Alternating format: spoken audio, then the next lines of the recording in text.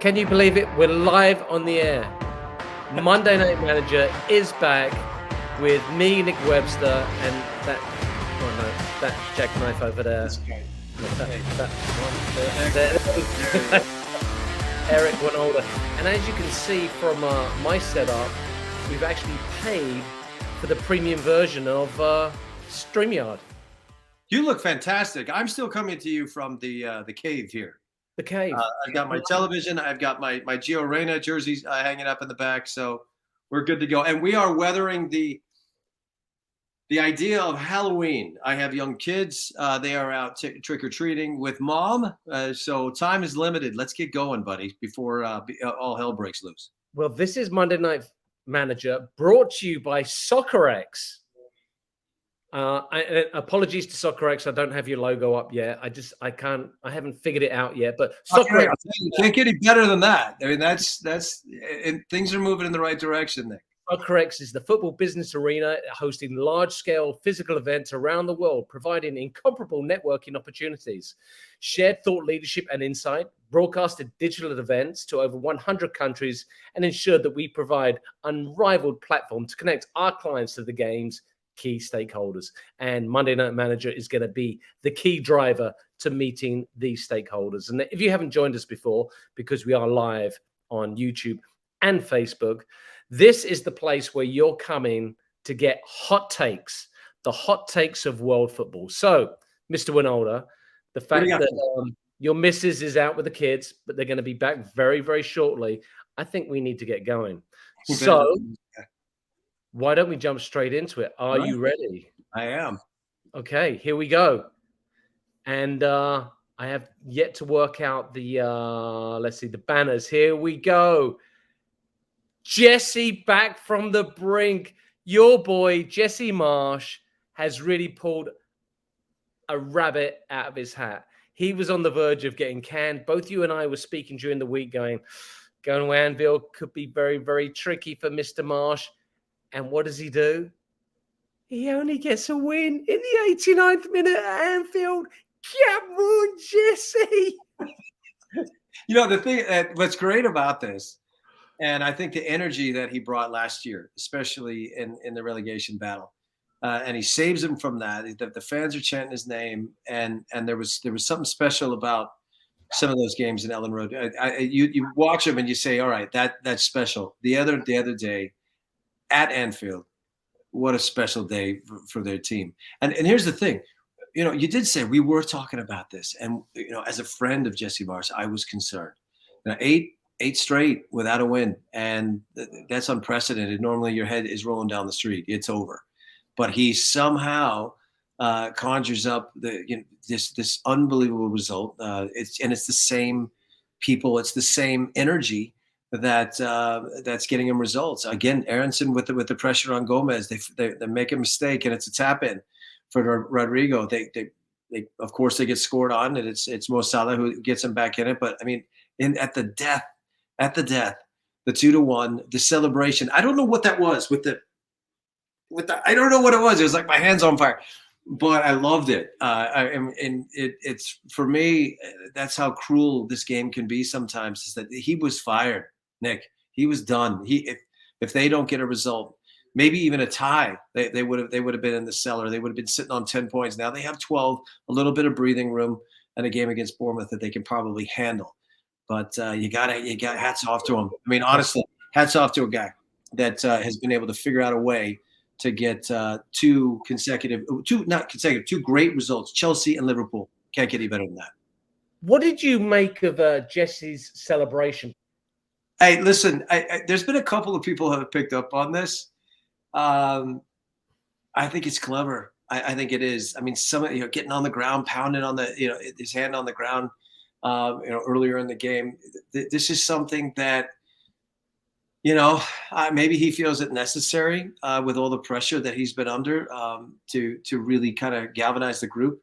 And sometimes those kind of antics work. I don't know what he was doing. Who cares? He apologized to the supporters after failing to recognize them in the loss at Leicester. The fans were chanting Bielsa. That had to sting a little bit. he looked like a beaten man in his post game comments, trying to just really search for solutions. I think he said the word solutions 6 times, but man, this is a special victory. Hopefully they can get on the horse and ride this for a little bit, because I say four points before the break really gets an opportunity to catch his breath, take a look around, see if he can strengthen that defense a little bit, because it's got some issues. But what a day! What a day! It's got to be the greatest victory in his managerial career. Has to be. There really isn't much that you can compare that to at this point. That was pretty phenomenal.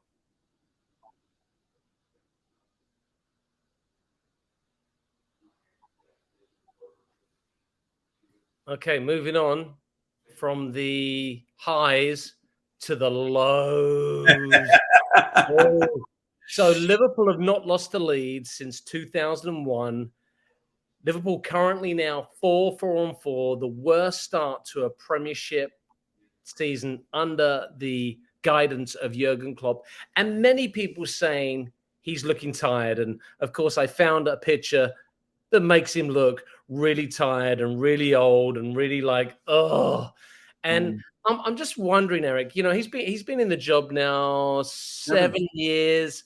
And we both know that the managerial life cycle in today's world is 3-4 years tops. Yeah. Are we reaching the end of the Jurgen Klopp era at Liverpool, or is it time for him to reinvent himself? Well, let me give you a history lesson here. His first managerial job was at Mainz.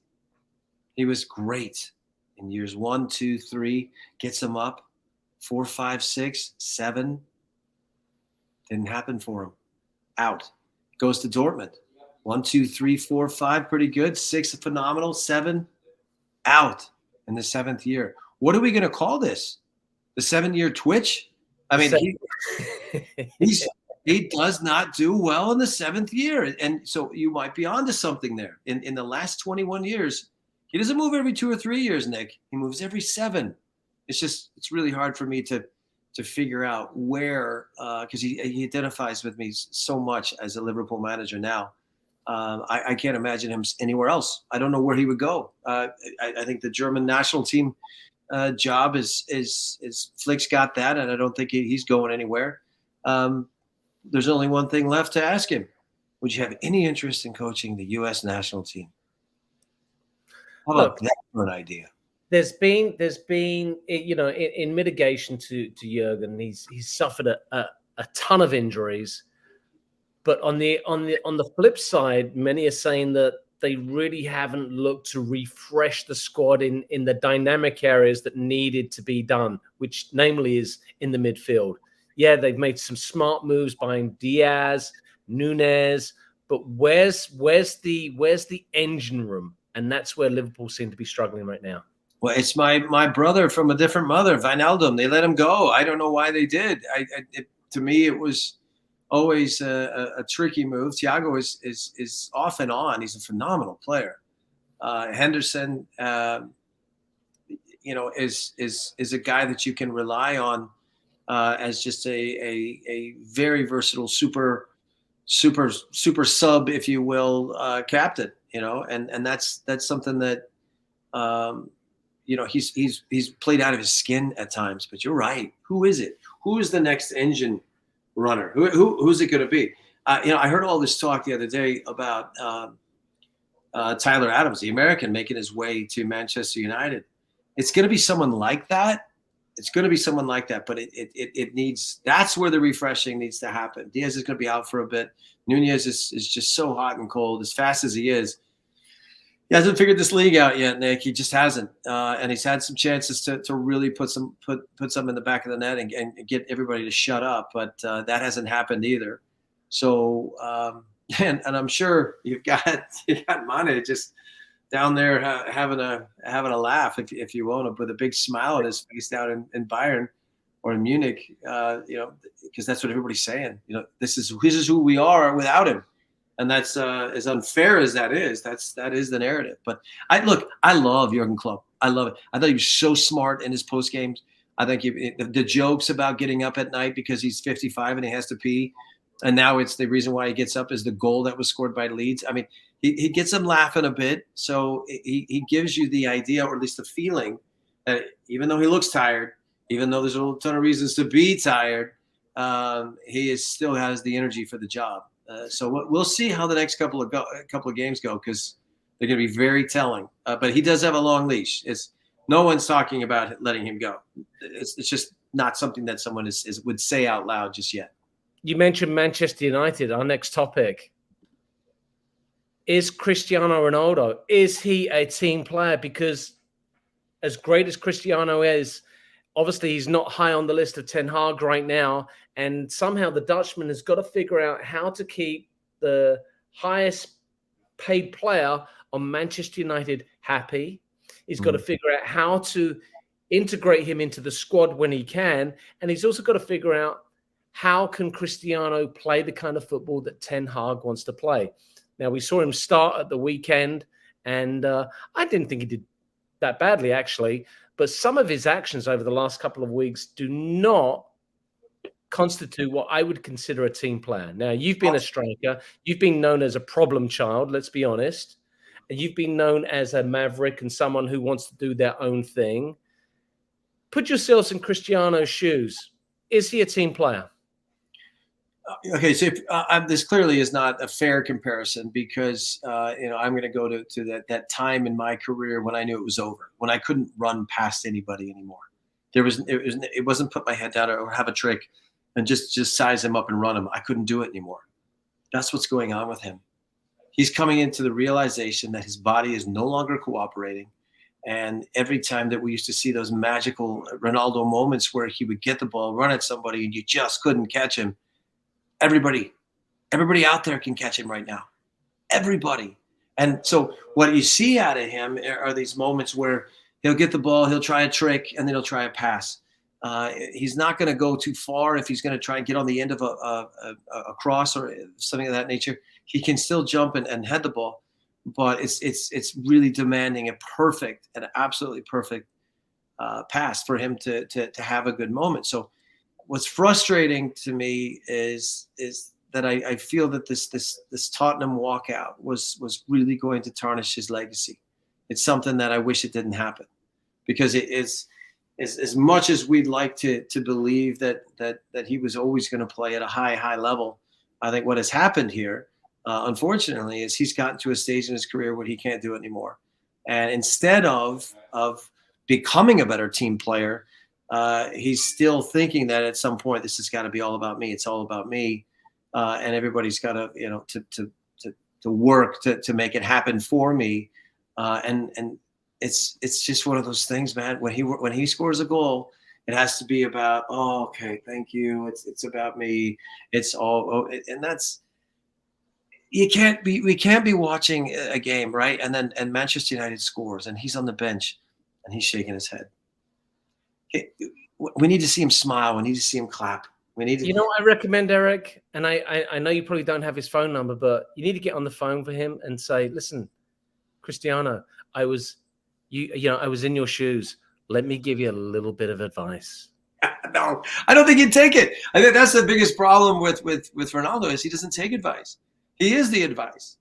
And that's the responsibility that he's taken upon himself. And most of the younger players that have, or anybody that has the opportunity to play with him, what they'll say is he's been this, he's been that, he's the first guy to training, he's very professional, and it's all lip service. I think that there are some disgruntled players, and I think that he's just one of those guys that you can't, he's not approachable to tell him, hey, let me help you out there. So basically, just like you. Moving on, this is the hot take show, Eric. Hot take, okay? Let's hear it. Here we go. Right. Are you ready for the headline? No Haaland, no problem. So talking of someone who takes advice and someone who doesn't take advice. So we talk about Ronaldo, who, right now is on his own little island. Haaland is certainly not on his own island. He's created a worldwide fan club, but not available this weekend. And many thought that City might struggle. And let's be honest. I mean, I don't think they had it all their own way, but they do have they do have this squad that has so many incredible players, namely a man who I think is the best player in the world. Sorry, Haaland, KDB. And he steps up and scores a free kick of sublime quality. Looking at the City team without Haaland, now we've had a body of work, 10, 12 games with Haaland, and the first game without Haaland. What did you notice? So he's just a bigger target, and you have to change the way you play. I mean, one of the arguments here is that Pep can handle it. He's played with a false nine before. He tried it this past weekend. It wasn't as effective. When you talk about players who are game changers that can just absolutely grab a game by the scruff of the neck and just take it, there are not many players like Haaland on the planet. They really aren't. Now, no problem. Yeah, it's just a different problem. They have some issues trying to break people down when you don't have a Clydesdale up top that's just going to trample his way through everybody and somehow make it look pretty. And yeah, the free kick from De Bruyne was a different level. It was an absolute. There's just absolutely no chance for the goalkeeper. And some of the passing that we've seen from him over the course of the last 2 years should put him in the conversation as one of the best players in the world. Look, Belgium went number one. Everybody said, "Oh, it was Lukaku and Benteke," and no, it was Kevin De Bruyne. That's it. I mean, Hazard had his say in there, but the reason why this team was functioning at such a high level and guys like Lukaku and Benteke were looking the part is because they were getting hit in the eyebrow by this guy, and that's just what he is. The combination of the two, Nick, is unstoppable. I really don't know if there's another way to describe it, because they are both of them that good. And the reality now is that De Bruyne doesn't have to make a perfect pass. He can just put it in the general vicinity. He doesn't have to hit a stop sign from 30 yards anymore. He can hit the broadside of a barn, and this big boy is going to get on the end of it. We've seen it already. We saw the karate kick against Dortmund. We've seen someone just pushing everybody out of the way. Or if somebody has the audacity to try and run with him, he'll just push you down. He's gone.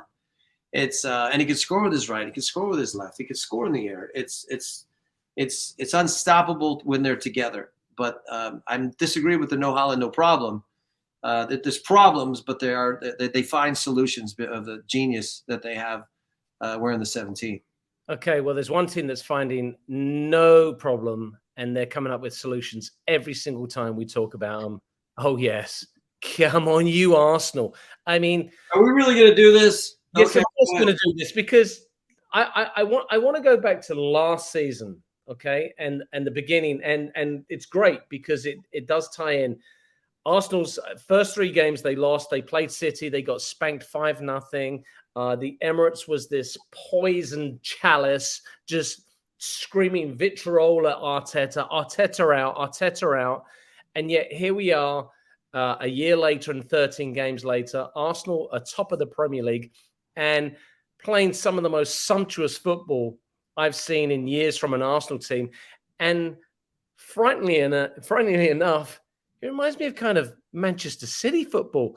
Where did Arteta get his break? Oh, yes, he was Pep's disciple. Now, you saw Arsenal play. Yes, it's Nottingham Forest, but this was the Nottingham Forest that beat Liverpool last week. Just goes to prove how wacky the Premier League is.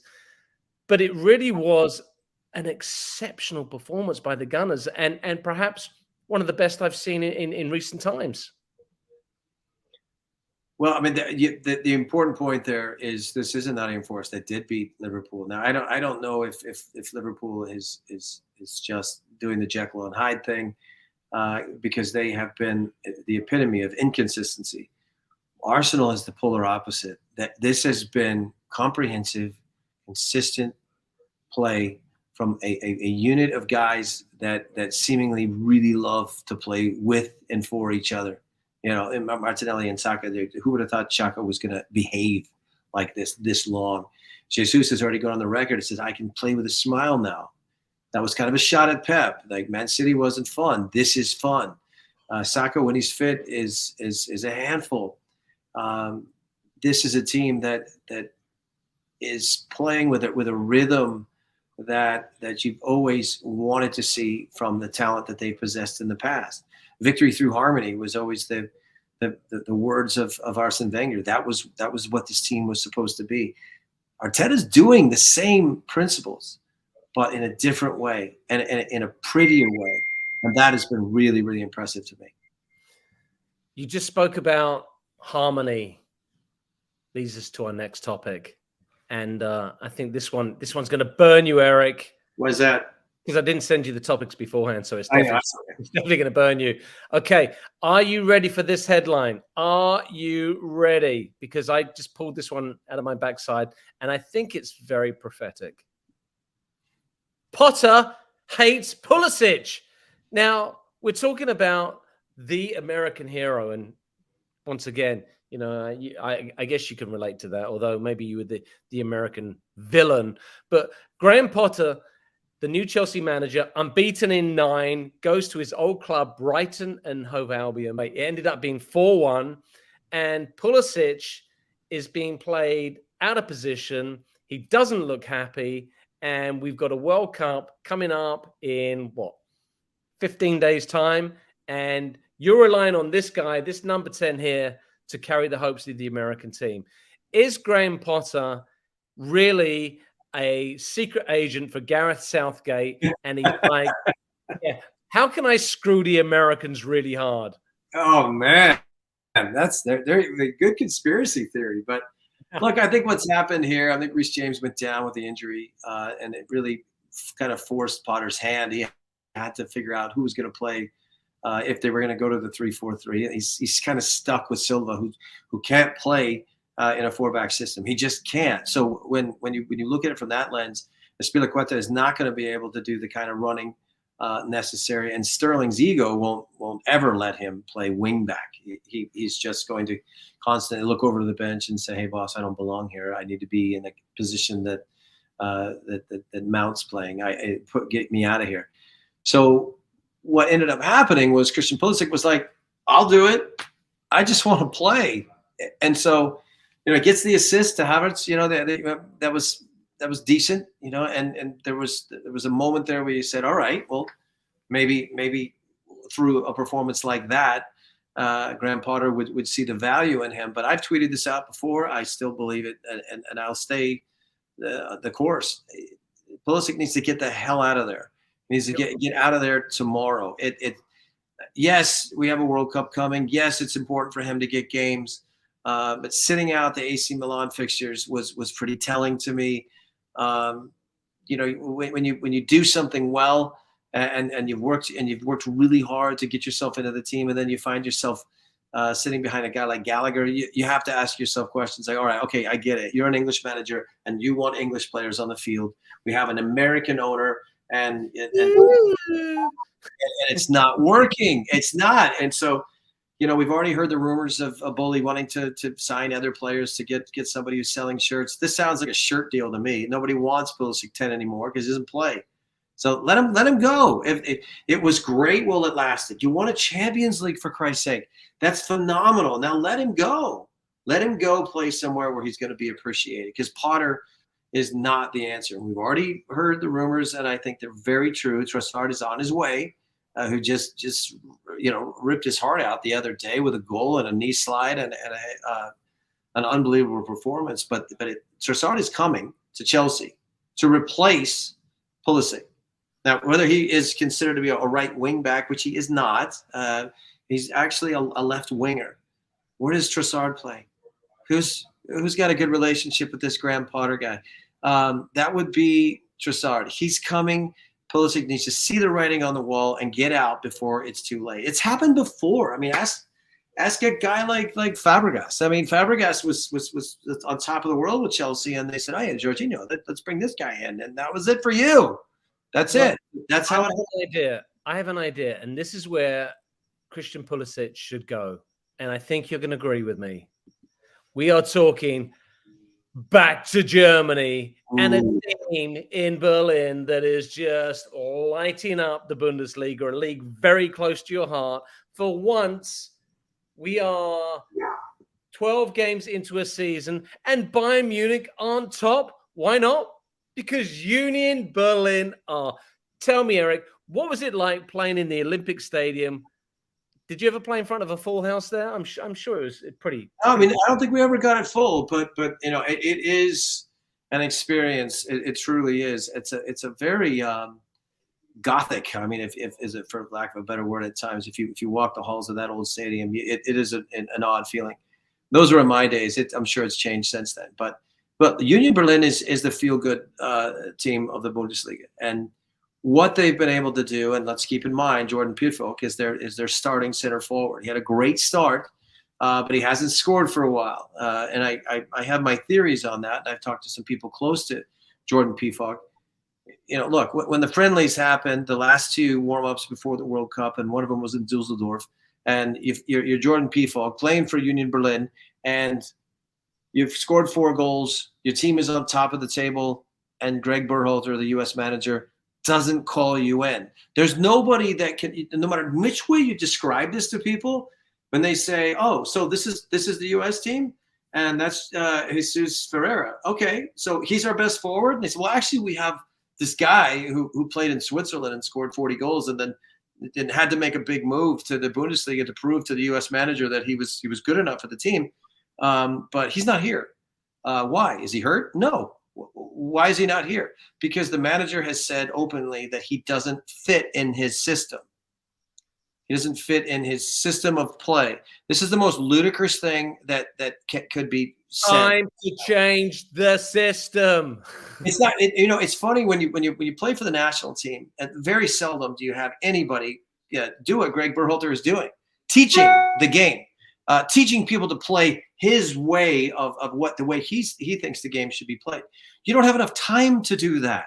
It's called the selección in Mexico for a reason. You pick the best players, you put them on the field, and you let them be the players they are. You don't try and teach them anything. What is that? It's not going to work. Anyway, my heart's broken for Jordan Piefolk, because what I'm hearing is that he was so devastated that he didn't get called into those friendlies that his game is now suffering. He hasn't scored since. He's played at 60 minutes and he's given him a good shift. He's had a couple of assists, has had a couple of opportunities, but hasn't found the back of the net because he's seriously depressed. He thought he'd done everything that he needed to do to be on the U.S. team, to be a part of that game in Dusseldorf. 289 kilometers away, Nick, and he didn't get the phone call. Nothing makes sense about that. The only phone call that he should receive is from you. Keeping it with the American theme and a Union theme. Here we go. Talk it through. LAFC, Philadelphia Union, MLS Cup. And, we definitely have some, some weird connection to this, being that Steve Cherundolo was the previous coach of Las Vegas Lights FC, a team that it was LAFC too. Come on, let's face it. You were the coach of, and I helped you out now and again. Philadelphia Union, a good team. I mean, they've been consistent for the last few years. Obviously, LAFC have been wonderful since they joined the league. Who wins this? Man, there's a couple of things that stand out here, and it's a complicated answer. I'm going to go with Philly. I'm going to ride that because for 3 reasons. So hear me out, okay?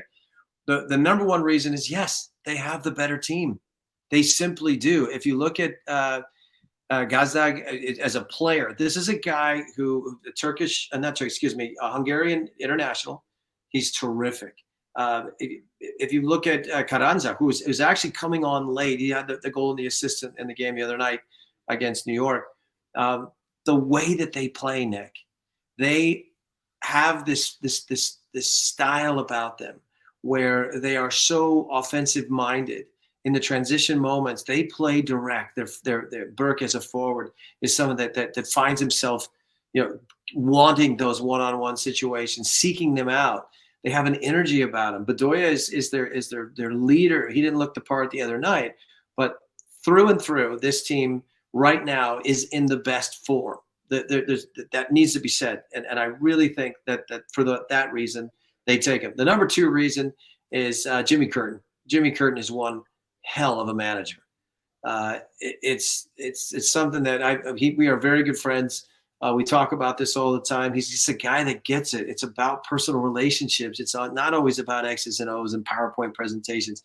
He knows his players. He knows their families. He knows their kids' names and their kids' birthdays. This is a family, and that's why I think that in the end they will fight for each other until the final whistle. The last reason is kind of weird, and it's not even. It's just Philadelphia. Have you been watching the Philadelphia Eagles? They are good. And the Phillies. And the Phillies are in the World Series. I have this theory, and there's always that feel-good component when one team in a different sport, it's contagious, and it has a rollover effect, and it is happening in Philadelphia. There's no way that they get on that plane and fly back to Philadelphia from Los Angeles without the trophy. I'm calling it now. I'll say 2-1, but they'll get ahead 2-0. That maybe there's a consolation. Arango will get a consolation goal. But Philadelphia is winning this thing, and it's because of Jimmy Curtin, a family team, and just a good feel that's going on in Philadelphia right now. Feel good stories. We've got to love it. So, Mr. Wynalda, I know we said we would be on the air at 6 p.m. PST. Obviously, this week, 8 p.m. because of Halloween. Yeah. But now we're under the Soccer X umbrella. We will be with you every Monday for the hottest takes in world football. For Eric Wynalda, I'm Nick Webster. We'll see you next Monday.